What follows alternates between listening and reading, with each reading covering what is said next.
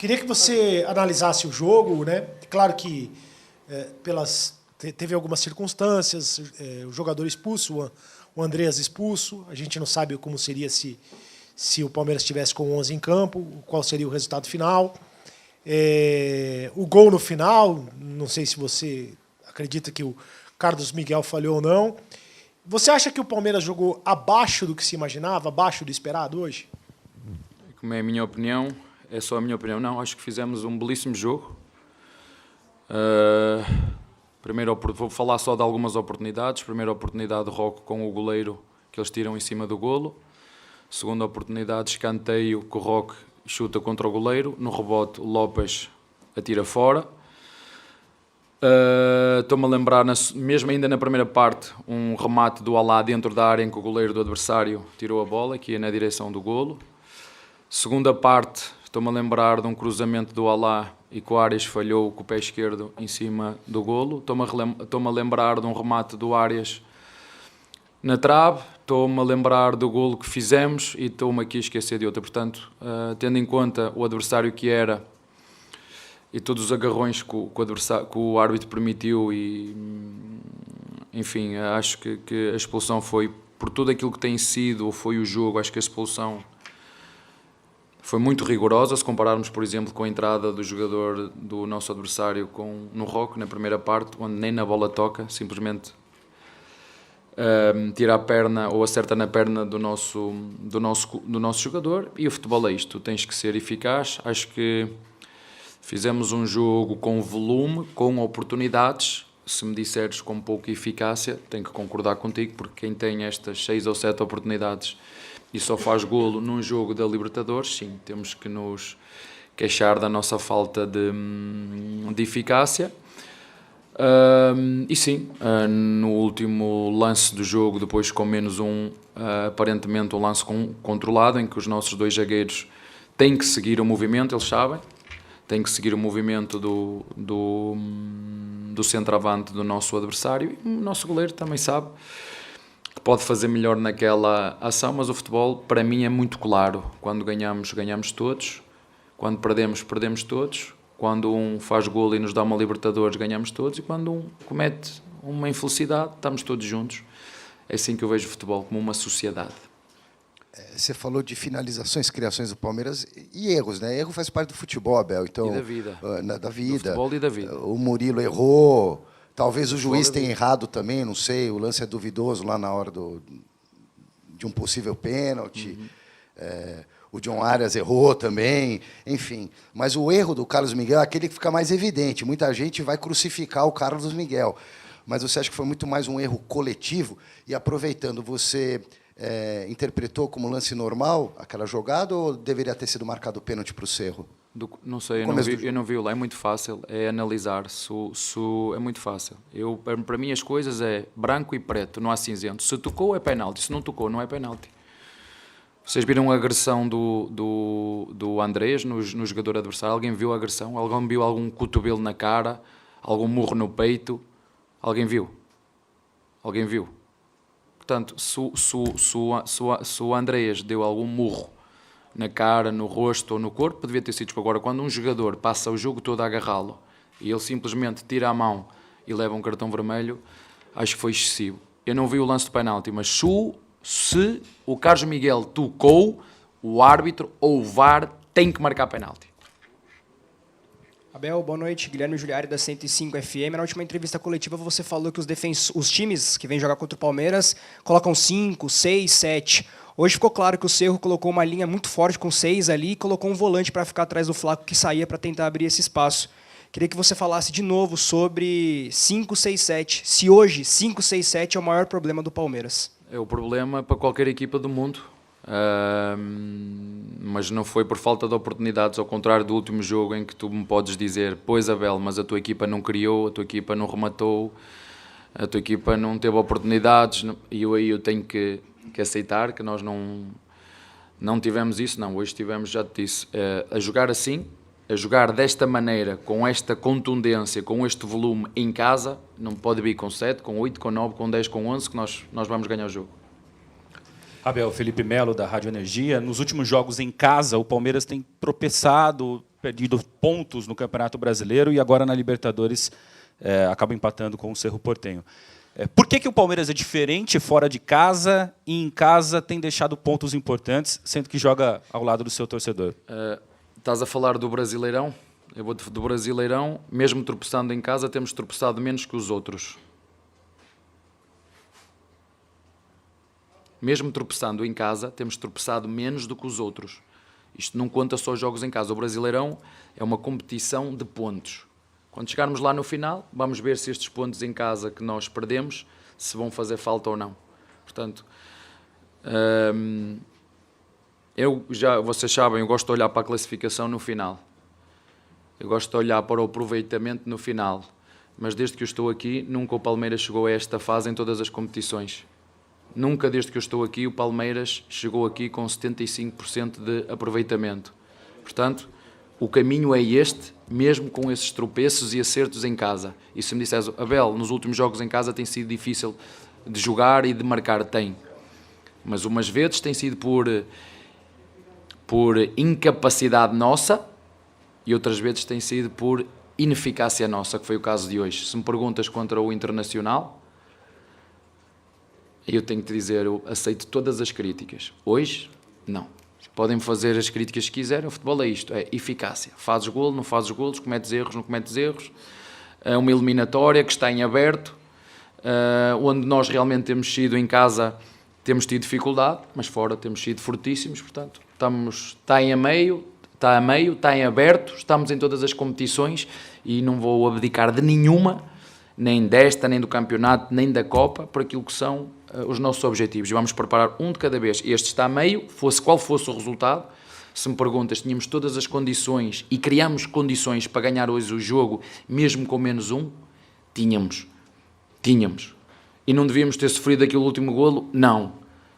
Mas parece que no futebol vivemos num mundo onde não há humanos. Onde há humanos a jogar, vai haver erros.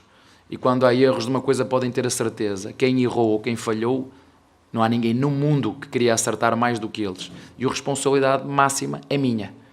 Quando ganhamos, eles ganham. Quando perdemos, eu perco. Quando empatamos, nós empatamos. Abel, boa noite. Gustavo Soler, da TMC. Ontem, uma parte da torcida do Palmeiras fez um manifesto declarando apoio e também falando que querem batalhar, assim como você, contra os adversários, não só dentro de campo, mas de algumas situações que acontecem envolvendo o Palmeiras, como algumas suspensões que o Palmeiras sofreu ao longo dessa temporada de 2026. Te pegou de surpresa esse movimento? O que você achou quando se deparou com isso? Olha, para te ser sincero, eu tenho as competições são tantas, eu tenho tanto trabalho no Palmeiras que não li, mas como deves calcular, as informações vão chegando. Eu tenho um carinho, um respeito e uma gratidão muito grande por todos os nossos torcedores. E o todos somos um, é isso mesmo. O símbolo que eu tenho aqui ao peito é desde 2020. O símbolo que eu tenho aqui ao peito é desde 2020.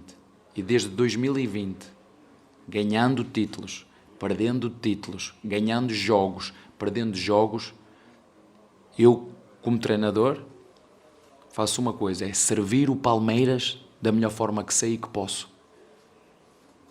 Se estão à espera de ter um treinador que só ganha tudo, tenho que ir buscar o treinador de Paris Saint-Germain, que ele agora limpa tudo. Eu sei muito bem como é o futebol. Lamento que muitas vezes não esteja à altura das expectativas que toda a gente queria, que temos que o Palmeiras tem que ganhar sempre. Não vou conseguir satisfazer essas expectativas de quem... Agora fico muito feliz. Estou aqui há 4, 5 anos, quando vejo toda a gente a remar para o mesmo lado. Toda a gente a servir o clube. Toda a gente a alertar para aquilo que é as necessidades. Se a torcida fizer o papel dela como fez hoje e nós sentimos a energia, e no final os torcedores têm todo o direito de se manifestar e têm todo o meu respeito da forma que quiserem. Mas logicamente quando estamos todos unidos e quando temos todos isto no peito e lutamos todos para servir o Palmeiras, sobretudo nos momentos difíceis, aí criamos condições internamente, é que eu chamo os pilares da direção.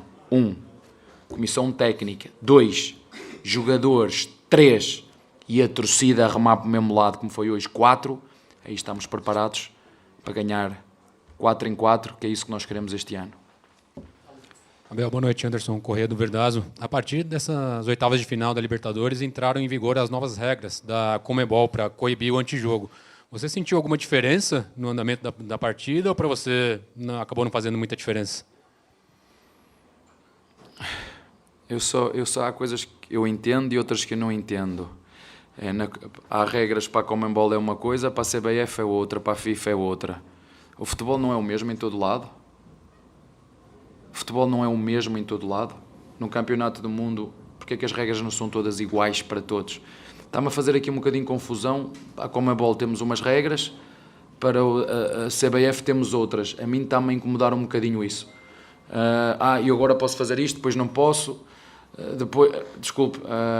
A FIFA, regras é igual, ou aqui joga-se de futebol diferente que se joga na Europa, ou na China, ou é diferente o futebol aqui. O campo continua a ser verde, continua a ser 11 contra 11, continua a ter árbitros. Porque é que as regras de competição para competição são diferentes? Não consigo entender isso. Essa é a primeira, não consigo entender. FIFA, para a FIFA, deve ser para a Conmebol e deve ser para a CBF igual para todos. Se tu me perguntas, adoro essas regras, adoro. Não gosto de ver goleiros a passar cera, não gosto de ver o jogo parado, adoro que a bola tenha de estar sempre a jogar, porque quem me paga bilhete quer ver dinâmica, quer ver jogo, quer ver volume, quer ver intensidade. Nem sempre vamos conseguir entregar em função da quantidade de jogos que nós temos e muitas vezes jogamos com a pilha a 50%, porque o calendário não deixa os jogadores recuperarem 100%. Agora as regras, adoro as regras. Gosto muito das regras que foram implementadas, só que eu tenho que meter um chip quando é a CBF e tenho que meter outro chip quando é a Conmebol. Essa é a parte que eu não entendo. Se o futebol é igual em todo lado, porque é que as regras não são iguais em todo lado? É só esse o único reparo que eu tenho a fazer, mas as regras, eu adoro as regras. Bel, boa noite. Você falou agora há pouco que não vai fazer escolhas nas competições que restam, né? E a gente viu em muitos momentos, ao longo desses 5, 6 anos, entre jogos decisivos, você às vezes mexer muito na equipe por conta desse calendário. Diante desse cenário que você está falando, a ideia dessa vez é fazer menos isso e tentar manter uma estrutura? E uma segunda pergunta sobre os desfalques recentes. Você agora está voltando com o Gustavo Gomes e o Bruno Fux ainda está no processo de retorno. O quanto, especialmente, esses dois jogadores fora, eles estão atrapalhando a ideia que você tem de jogo? Porque a gente sabe que o Murilo, pelo lado direito, ele tem uma participação maior em construção de jogo, como foi, por exemplo, na jogada do gol. E você não está jogando com o Murilo nessa posição e você tem poucos zagueiros. O quanto que isso também está afetando o funcionamento da sua ideia de jogo nesse momento? Olha, eu tenho que olhar um bocadinho para tudo. Para o momento de forma dos nossos jogadores, se calhar o nosso lateral direito não está no melhor momento de forma, mas nós sabemos o que é que ele nos pode entregar e o treinador tem que gerir muito isto, momento de forma de cada jogador. Mas deixa-me dizer-te que não só é importante esses jogadores que tu acabaste de dizer que me podem ajudar, porque vão estar dentro, mas é bom ver o Roque de volta, é bom ver o Lopes de volta. Estamos a falar de jogadores, o Roque para mim, fez um belíssimo jogo, pena que ele hoje não conseguiu guardar, ela deve estar guardada para o momento certo, na hora certa, tenho a certeza, como foi no Paulistão, que nos deu um golo que nos deu um título já. Portanto, é sempre bom também ver esses dois jogadores de volta outra vez, o Lopes, que acabou o jogo completamente de rastros depois de muito tempo fora, sem treinar, participar numa competição. É bom ver esses jogadores, portanto, cada vez que passa estamos mais inteiros e dá-nos outras opções. Logicamente que vocês já viram, eu gosto de jogar às vezes com uma estrutura atrás mais flexível, ou seja, um médio entrar no meio dos dois zagueiros, quando nós estamos com os nossos laterais criativos e em bons momentos é uma situação que nós já fizemos.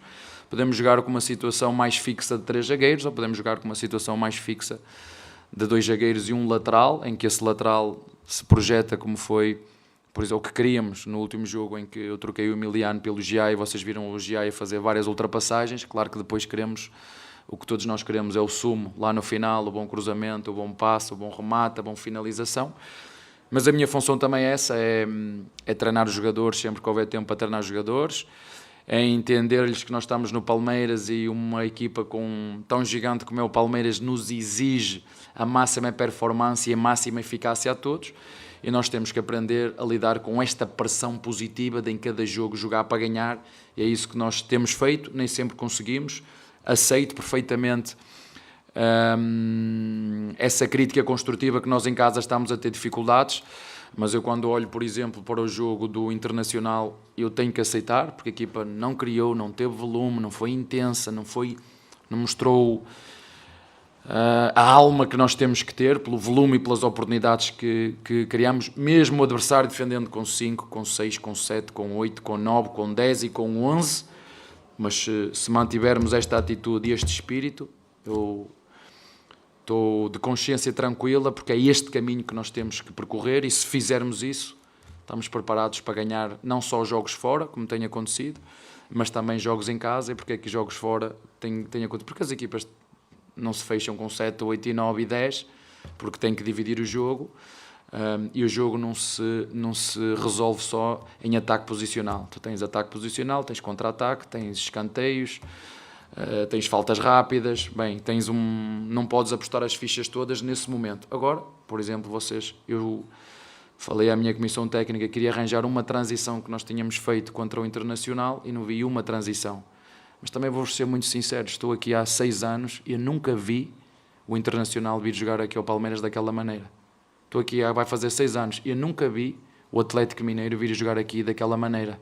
Então, eu só para dizer isto, Palmeiras cresceu muito, muito. Equipas com a grandeza e a dimensão do Internacional, do Atlético Mineiro, vêm aqui jogar da forma que entendem, dificultar-nos, e nós, internamente, como equipa e como treinador, tem que arranjar a solução para as equipas que defendem dessa maneira. Como foi hoje, e só não ganhámos por mais golos, porque infelizmente a nossa eficácia não foi boa em função das oportunidades que eu acabei aqui. Aquela bola no poste podia ter entrado, do Arias podia ter entrado naquele cruzamento rasteiro do Alá.